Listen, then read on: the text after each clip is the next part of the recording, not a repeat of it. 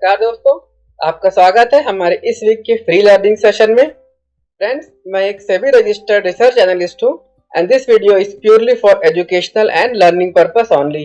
दोस्तों, इस सेशन में मैं सिंपल टेक्निक्स यूज करके निफ्टी एंड बैंक निफ्टी का कंप्लीट टेक्निकल एनालिसिस करूंगा। उसके बाद I will pick up 2 stocks for detailed analysis जहां मुझे एक अच्छा ट्रेडिंग सेटअप दिख रहा है, और लास्ट में in part 3 on using RSI correctly आज मैं ओवरबॉट एंड ओवरसेल्ड लेवल्स का करेक्ट कॉन्सेप्ट शेयर करूंगा। ऑल्सो आगे बढ़ने से पहले आई रिक्वेस्ट कि आप वीडियो पॉज कर ले और अपने स्क्रीन पे स्टॉक सेंस के की टर्म्स एंड कंडीशंस पढ़ ले। You can also read full disclosures and disclaimers by visiting our website stocksense.in। चलिए आगे बढ़ते हैं and I will start today's session with technical analysis of Nifty from its monthly chart.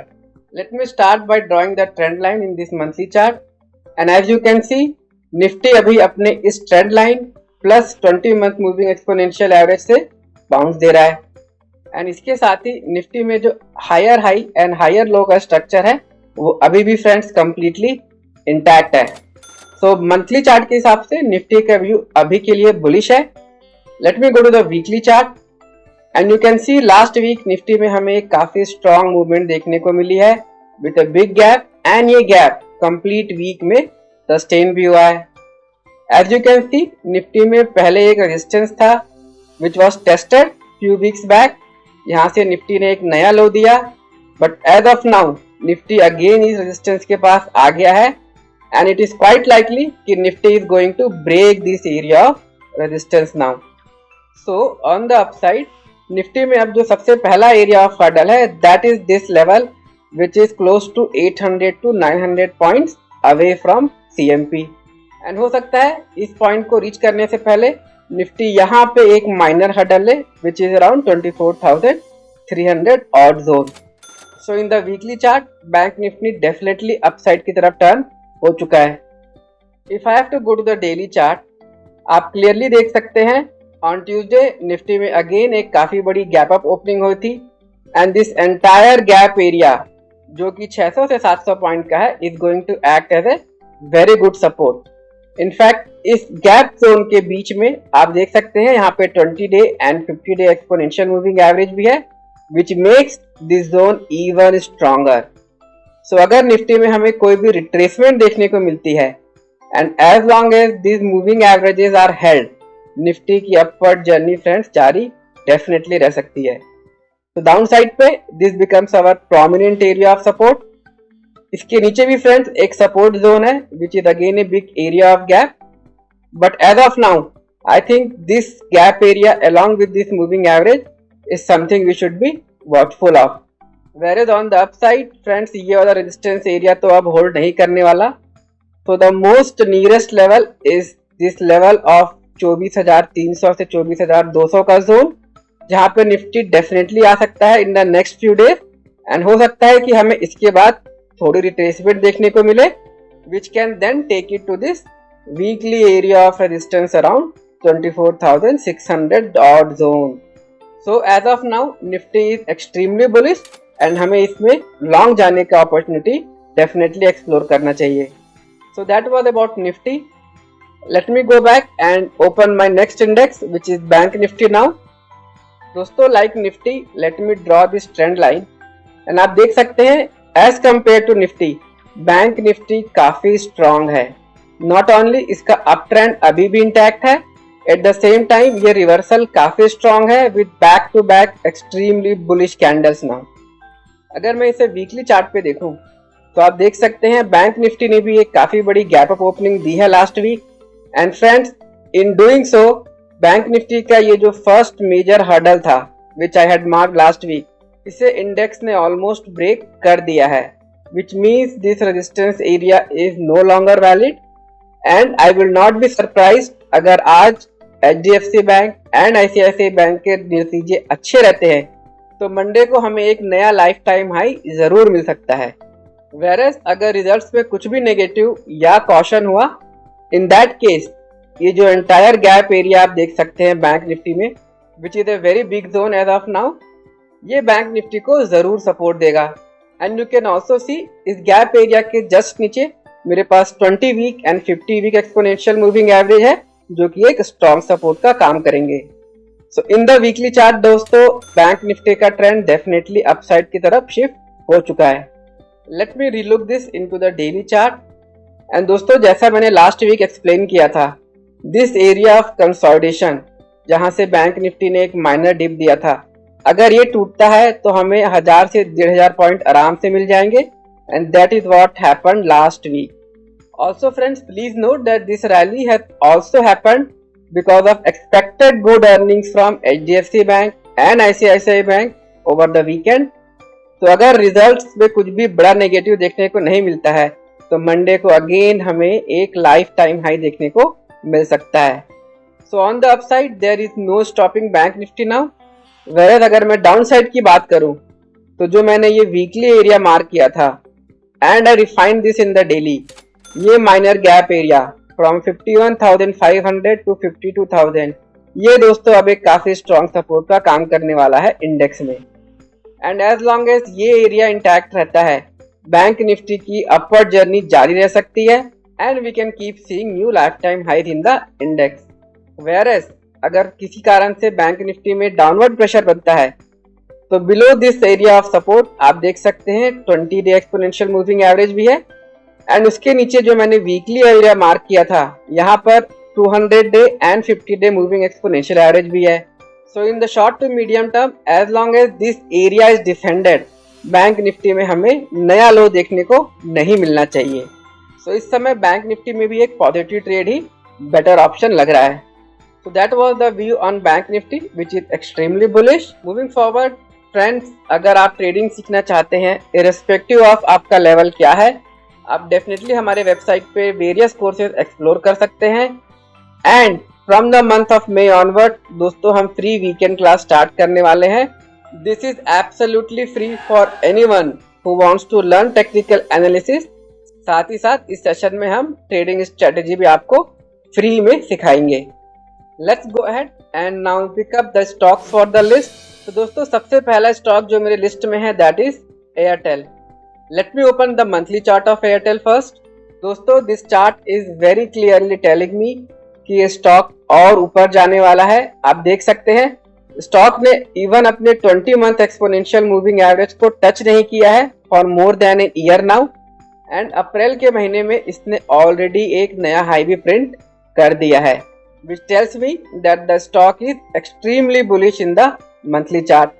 And इस समय Airtel अपने life time high पे भी trade कर रहा है, तो there is no overhead resistance.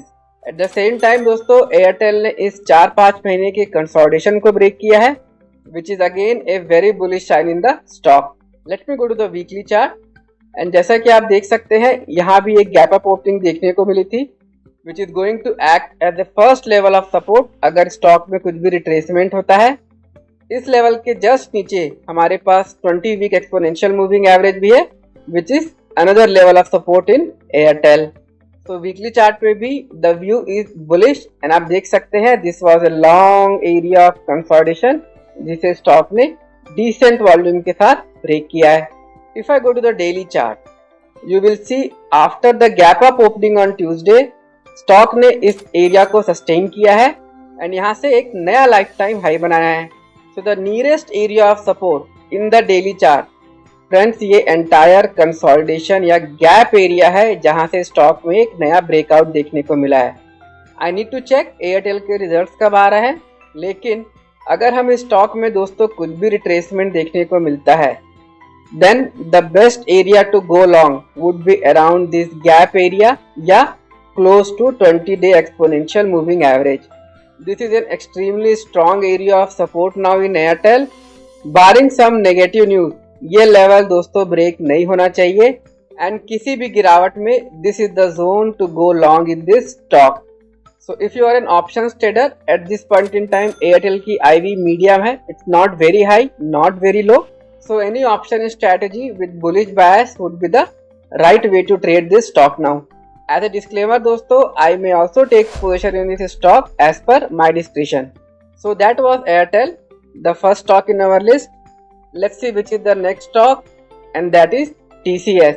And दोस्तों TCS के results आ चुके हैं, So this stock is relatively safe to trade now. Let me open the monthly chart of TCS first.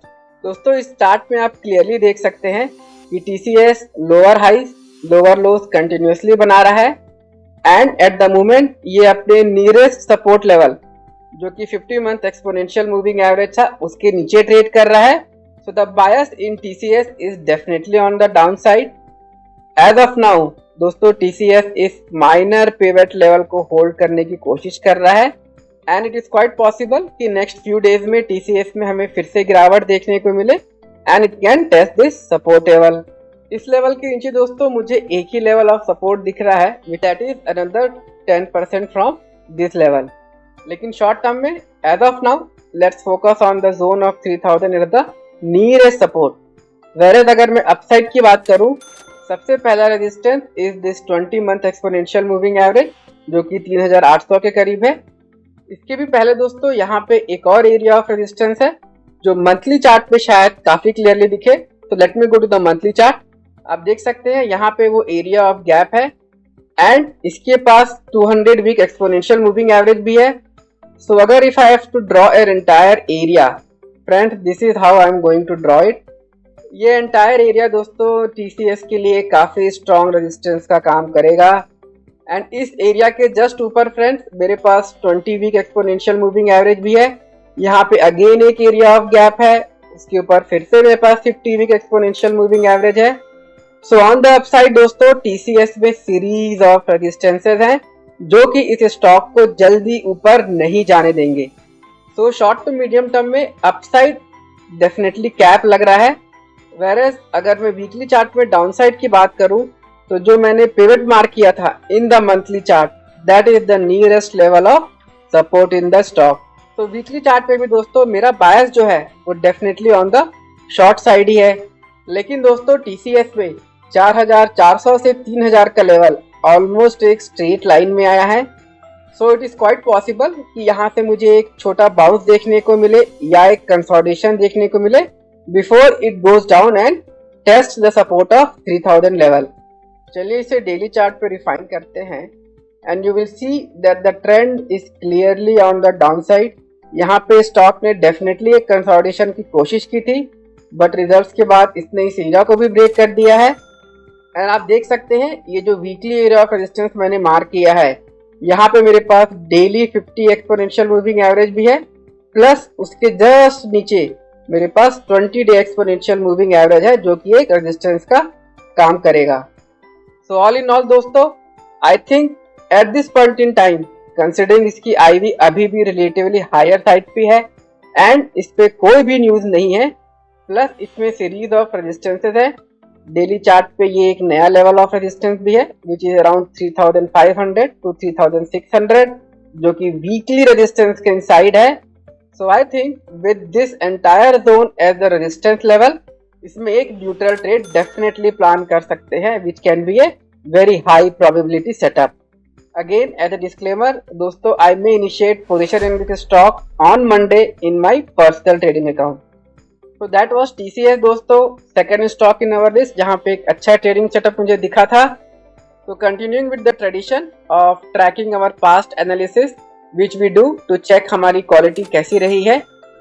As of now, Trent is the only stock जहाँ पे मेरी position open है, whereas rest of the stock में I am awaiting entry.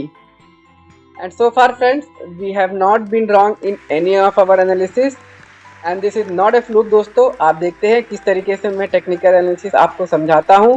So as of now, I am still waiting for entry in few of the stocks which we discussed today and last week.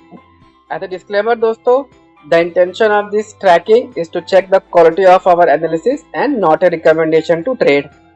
Moving ahead दोस्तों, next week कोई भी major events plan नहीं है but tariff related news आते रहते हैं which keeps market volatile. But the bigger news is over the weekend जहां bank Nifty के 2 major stocks के results आने वाले हैं and depending on ये results कैसा आता है plus future outlook क्या होता है इसका डायरेक्ट इम्पैक्ट आपको बैंक निफ्टी पे देखने को मिलेगा which will thereby impact Nifty as well. सो अगर अच्छे रिजल्ट्स हमें देखने को मिलते हैं तो ये रैली कंटिन्यू हो सकती है with new lifetime highs expected in bank Nifty and it can support Nifty at the same time. And friends, in today's part 3 of RSI, आज मैं overbought and oversell level की बात करने वाला हूँ. If you are using RSI, आपको पता होगा कि in general there is a unsaid rule that above 70 हम overbought level पे पहुँच जाते हैं, whereas below 30 RSI values हम oversold level पे पहुँच जाते हैं. What this means is अगर हम overbought level पे आ गए हैं तो यहाँ से स्टॉक के ऊपर जाने की चांसेस कम हो गई है. एट द सेम टाइम अगर हम ओवरसोल्ड लेवल पे आ जाते हैं तो यहाँ से अब स्टॉक के नीचे गिरने की चांसेस कम हो गई है. And friend, this notion is absolutely rubbish. ऐसा कुछ भी नहीं है कि अगर 70 के ऊपर RSI जाता है तो स्टॉक गिरेगा, या 30 के नीचे RSI की वैल्यू आती है तो स्टॉक यहाँ से नीचे नहीं गिरेगा. So overbought does not mean that you have to trigger a sell. Similarly, oversold does not mean that you have to trigger a buy trade now. तो दोस्तों, ये rule of thumb is not the right way to trade RSI in an overbought and oversold zone. आप definitely ये area mark कर सकते हैं and you should just get cautious and not trigger the trade. Let me summarize. दोस्तों, अगर आपको RSI की value 70 से ज़्यादा या 30 से कम है तो आपको ट्रेड ट्रिगर नहीं करना है. What it simply means कि आपको अब स्टॉक में कॉशियस हो जाना है and you must look for the price action to confirm whether or not आपको एक वैलिड रिवर्सल दिख रहा है या नहीं. सो ऑल इन ऑल आपको कंफर्मेशन का वेट करना है एंड वेरी ऑफन RSI थोड़ा रिट्रेस करता है and again moves in the same direction. अगर बुलिश है तो it will keep going up, whereas अगर bearish है तो it will keep going down after mild retracement. So the learning is not to trigger a trade just because RSI में overbought या oversold level दिख रहा है. I hope ये simple tip आपको अपने technical analysis में definitely help करेगी. And with this, I have come to an end of our session. Thank you for watching the video and have a nice day.